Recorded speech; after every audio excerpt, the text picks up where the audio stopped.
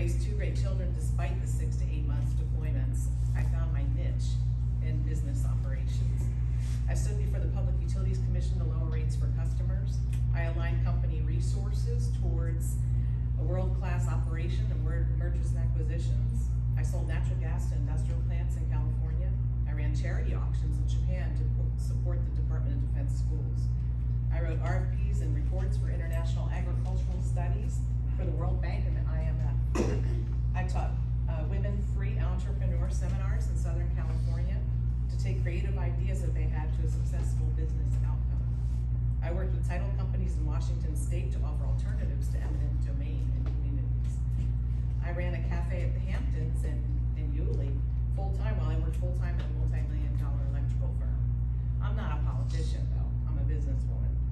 We originally arrived on Navy orders to Mayport but landed roots in Yulee in 2003.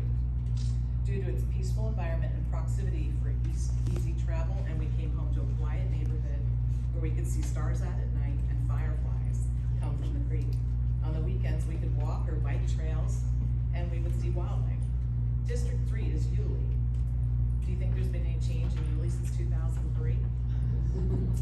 Nassau's growing quickly. Some of it's good, but if this keeps up, we won't be rural much longer.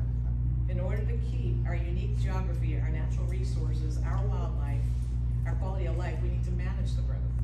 In our many moves across the U.S., we've seen towns deteriorate from a downward spiral in development.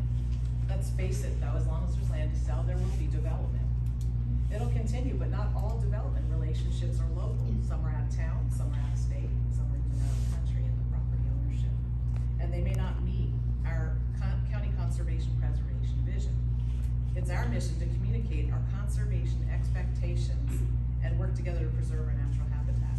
This preservation posture should be communicated throughout the county so that employees are confident in their decisions, confirming the vision, but also supported in the community.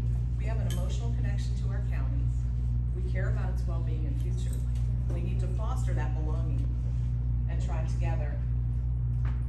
tying together neighborhood groups and public forums and communicating toward a county that promotes community. So let's get down to